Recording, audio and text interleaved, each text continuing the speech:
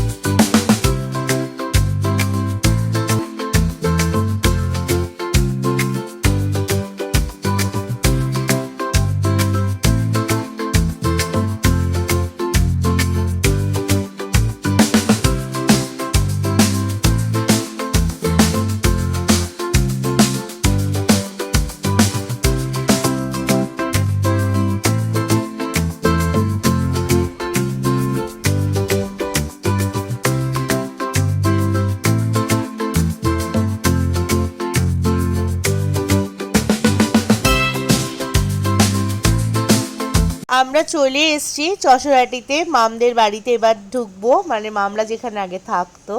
তো চলো, আর বাকিটা মামের মুখ থেকে তোমাদেরকে শোনাচ্ছি। এইগুলো এগুলো তোমাদের উঠান ছিল? ও, আর এই দিক দিয়ে সব আমাদের লেবু গাছ ছিল। ও, বাড়ি এটা ছিল? বাড়ি এটা ছিল লেবু গাছ, আর এইখান দিয়ে ছিল তোর ইয়ে, আর পুরো ইয়ে গাছ দিয়ে পুরো করা, এখানে গেট ছিল। এখান দিয়ে পুরো নারকেল গাছ ছিল, ওইখান দিয়ে সব লেবু গাছ ছিল।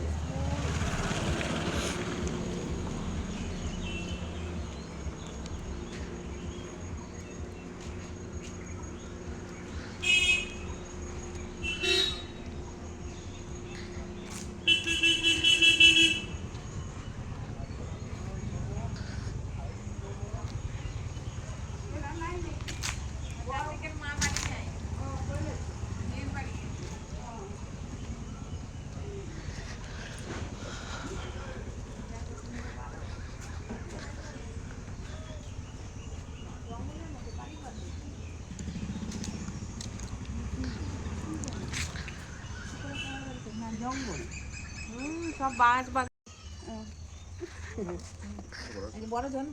এই বাড়িতে যারা থাকেন এখন, তো তাদের সাথে আমাদের দেখা হলো না, কারণ তারা বাড়িতে ছিলেন না, আর এই পারে এখন অন্যরা থাকে, তো তাই জন্য ভেতরে আর আমরা গেলাম না। বাইরে থেকে মিষ্টি দিয়ে মামি কি বিয়ে করে এখানে ছিল? মামি তো এখানে। আমরা এখন আবার চলে যাবো মামির বাড়ির দিকে, আর তোমাদেরকে দেখাবো আমার শাশুড়ি মায়ের স্কুল, মানে ছোটবেলায় যে স্কুলে পড়াশোনা করেছে। আমরা এত বছর থাকলাম, আমরা কিছু দেখলাম না। এইখানে কেউ রান্না করেন না এমনি? না না এমনি করে তাই এটা আগে রান্না করতে আমাদের রান্নাঘর মঙ্গল হয়ে গেছে। ব্যবহার করে না তো ওদের যে না নোংরা। দেখতে গেছো পুরনো রান্নাঘর।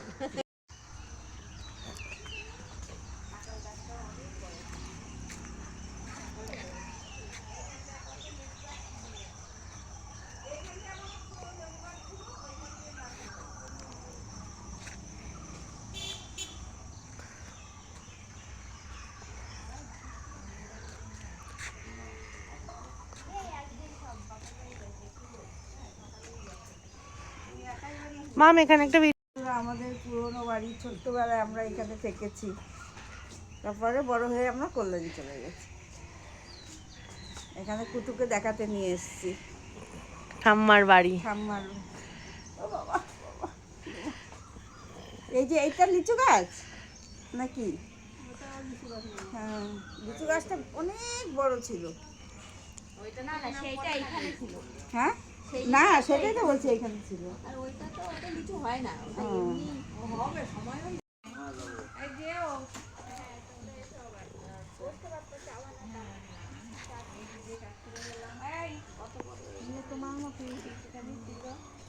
যাবি আমার সাথে দোকানকে নিয়ে যাই।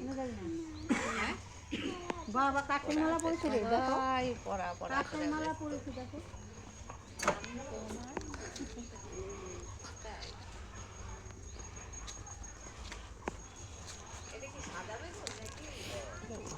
এই আমাদের এই যে এই লম্বা জমিটা, এই জমিটা আমাদের। এবার যে এই ওই ওই চারিদিক দিয়ে আমাদের ছিল, এখন তো অন্যরকম হয়ে গেছে। চারিদিক দিয়ে জমিটার খেজুর গাছ ছিল, আর এই কোনাটা একটা তাল গাছ ছিল। একটা কেন, 2-3টে তাল গাছ ছিল। এগুলো বিক্রি করে দিয়েছে মামা?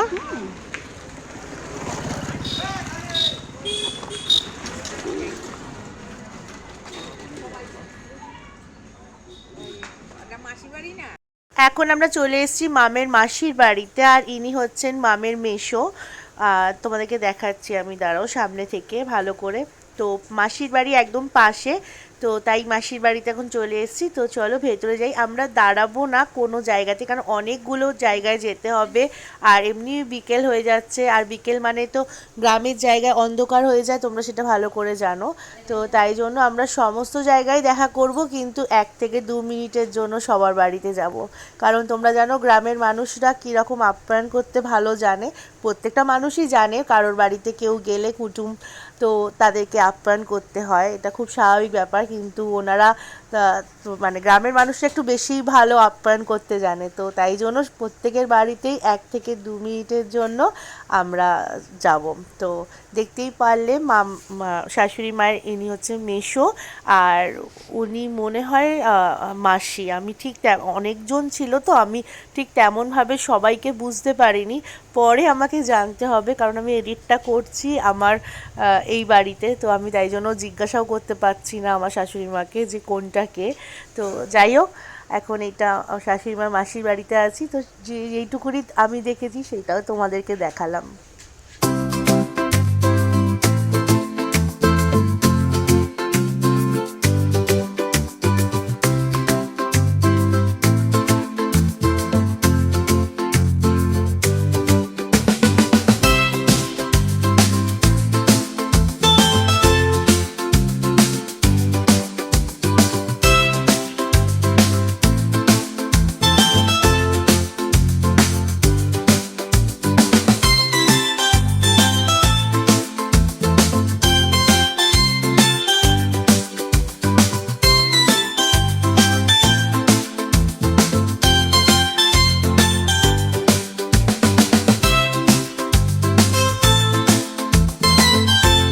স্কুলটা তোমরা দেখতে পাচ্ছ, এই স্কুলটা হচ্ছে আমার শাশুড়ি মার ছোটোবেলার স্কুল। আর এই স্কুলেও কিন্তু ছোটো মামিও পড়তো, আর এই স্কুলেই ছোটোবেলায় আমার শাশুড়ি মারা পড়াশোনা করেছে, তো সেটাও দেখতে এলাম আমি। আর আর তোমাদেরও নিশ্চয়ই দেখে ভালোই লাগছে, আমার তো খুব ভালোই লাগলো। এমনিতেই ছোটোবেলার জিনিস দেখলে আমাদের প্রত্যেকেরই খুব ভালো লাগে। তো আমার মনে হয় মামি তো আসেই বাপের বাড়ি, যেহেতু মামির এখানে সমস্ত মানুষেরা থাকে বাপের বাড়ির দিকে, তো মামি তো আসতেই থাকে। তো আমার শাশুড়ি মা অনেক বছর পর এলো, তাও বললো 20-25 বছর পর এসছে। তো আশা করি আমার শাশুড়ি মায়েরও খুব ভালো লাগছে পুরনো ছোটোবেলার সব জিনিসগুলো দেখে। আর এখন আমরা এসেছি চশরাটিতে গঙ্গার পাড়ে। গঙ্গার পাড়টাও কিন্তু খুব সুন্দর ছিল, তো গঙ্গার পাড়েও আমাকে দেখানোর জন্য নিয়ে এসছে। তো চলো গঙ্গার পাড়টা তোমাদের একদিকে দেখাই। আর এত সুন্দর পাশে মন্দির ছিল, খুব ভালো লাগছিল।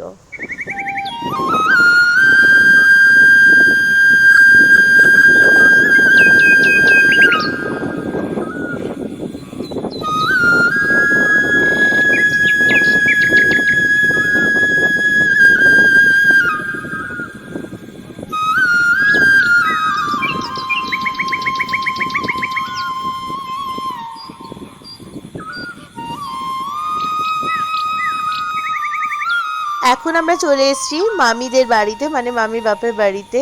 তো চলো সবার সাথে দেখা করব আর তোমাদেরকেও দেখাবো। আর দেখলে কুটুসকে দেখে আমি ভয় পেয়ে গেছিলাম, ওরমভাবে উঁকি মারছিল। আর এমনিতেই গুটগুটে অন্ধকার ছিল চারপাশ, আমি সত্যি ভয় পেয়ে গেছি, ওরমভাবে মুখ বাড়িয়েছিল।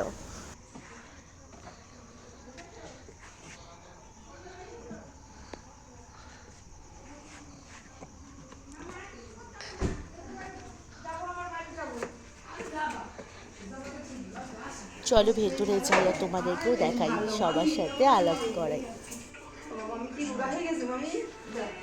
এখন আমরা এসেছি মামির বড় কাকিমার ঘরে।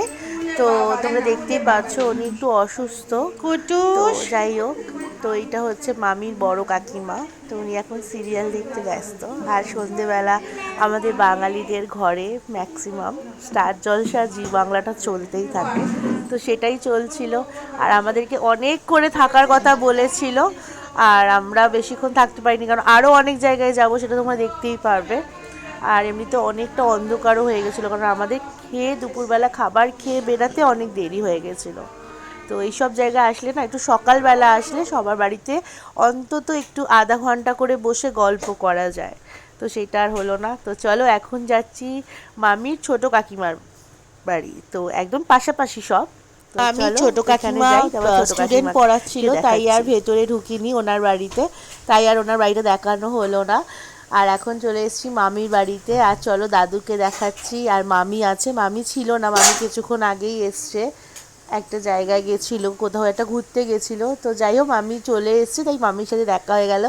আর ওই যে পুচকুটাকে তোমরা দেখতে পাবে, ওর নামও কুটুস। আর কুটুসের সাথে ও বেশ ভালোই খেলছিল, ও হচ্ছে মামার ছেলে, মানে মামির ভাইয়ের ছেলে। তো চলো ওকে তোমাদেরকে দেখাচ্ছি পুচকুটাকে।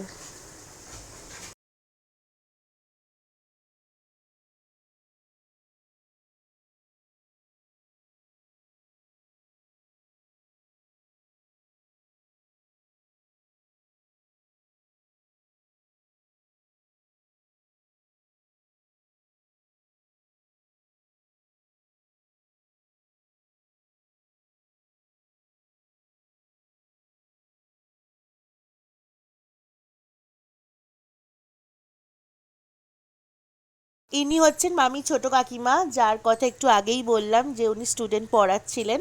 তো তাই জন্য ওনার বাড়িতে আর ঢোকা হয়নি, বাইরে থেকে দেখা করে চলে এসেছিলাম।